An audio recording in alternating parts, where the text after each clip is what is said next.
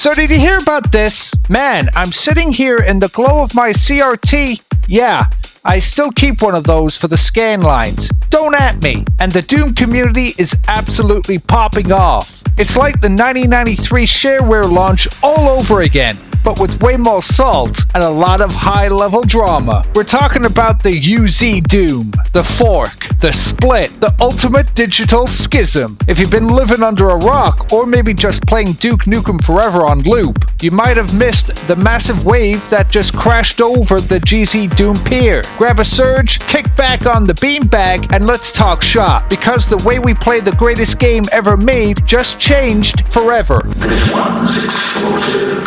To really get why this UZDoom thing is such a gnarly wipeout, we gotta go back, man, like way back. 1997, John Carmack, the absolute wizard of the Texas Plains, drops the source code for Doom. That was a total red pill moment for the industry, bro. It meant we didn't just own the game, we owned the guts. For decades, the scene was dominated by ZDoom, then GZDoom. It was the gold standard. If you wanted to run Brutal Doom or those insane 4K texture packs, or maps that look like they were rendered by NASA, you use GZDoom. It was the old reliable, the classic longboard that never let you down. But over the last year, the board started getting some serious cracks in the fiberglass. The lead maintainer, Gruff Zal, dude's a legend, don't get me wrong, started taking the engine in a direction that had the community screaming bogus. Here's where the drama gets spicy. Around late 2025, the vibe in the dev shack went totally south. We're talking about the AI controversy. Now look, I love a good sci-fi flick as much as the next guy, but when it comes to the sacred code of Doom, you don't just let a robot take the wheel.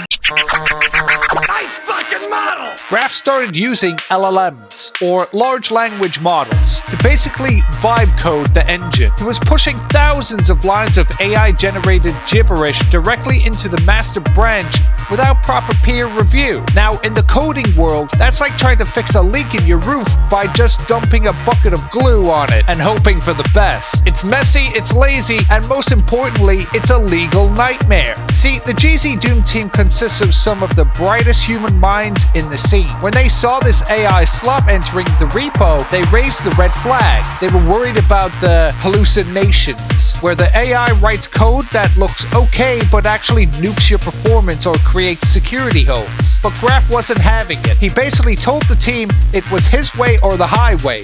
And man, the team chose the highway. But check it, it wasn't just about the robots, bro. The real salt came from how people were being treated. You might have heard the rumblings from the dev behind Horrifying, that sick GZDoom based game everyone's been hyped about. They came out and basically said working with Graf was a straight up nightmare. Imagine you're an indie dev, right? You're pouring your heart and soul into a project, and you find a bug in the engine. You go to the lead guy for help, and instead of a cowabunga, you get a door slammed in your face. There were reports of hostile interactions, gatekeeping the code, and a general vibe that if you weren't in the inner circle, your opinion was trash. This wasn't just a one-time thing either. Other devs started distancing themselves, saying the atmosphere had become toxic. It's like being at the best beach in the world, but the lifeguard is yelling at everyone to get out of the water for no reason. When your core community, the people actually using your engine to make cool stuff, start saying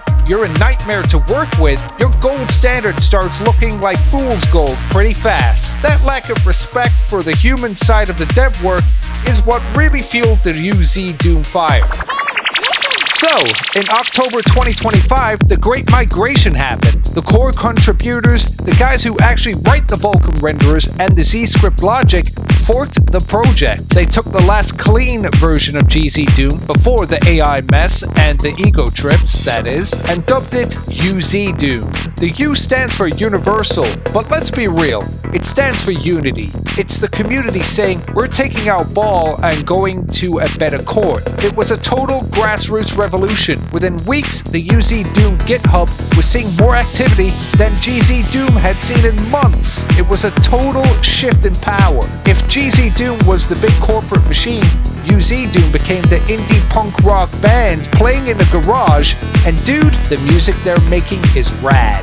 Let's get into the nitty-gritty of why UZDoom is actually better for your rig. First up, the Vaseline filter. You know how GZDoom always looked a little fuzzy by default? They had this texture filtering turned on that made those glorious pixels look like they'd been left out in the sun too long. UZDoom kills that on arrival. It's crisp, it's sharp, it looks exactly like 1993 intended, but at 144 Hz. Then you got the audio balancing. We've all been there. You're playing a mod, you fire the plasma rifle, and suddenly your eardrums are bleeding because the sound mixing is all over the place. The UZDoom crew implemented a human-centric audio overhaul. It balances those high frequencies so you can actually hear the demon groans without needing a hearing aid afterward. And the performance?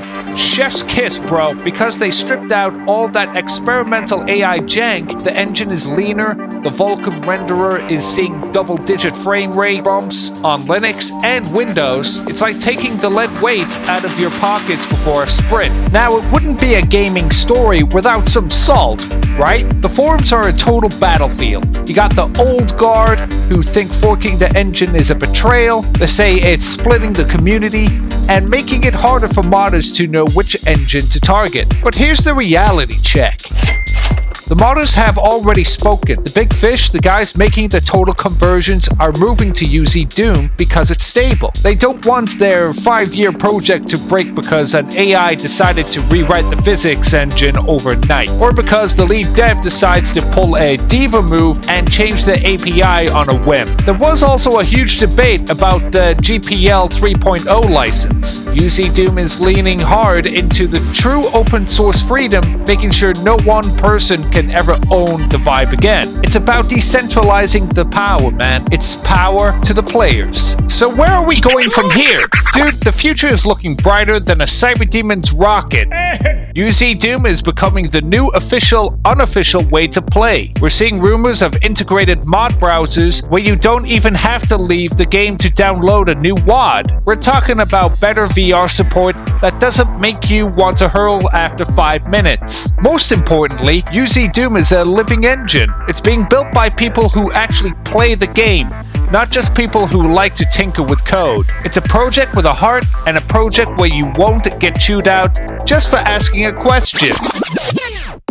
So the bottom line is this: the king is dead and long live the king. GZDoom gave us decades of memories, but the torch has been passed. UZDoom is the human resistance against the machine, and honestly, it's the most exciting thing to happen to the Doom scene since we found out about the MyHouse map. So go grab the latest build, load up your favorite megawad, and remember, rip and tear. This is Ion Prime, and that's all I gotta say about that.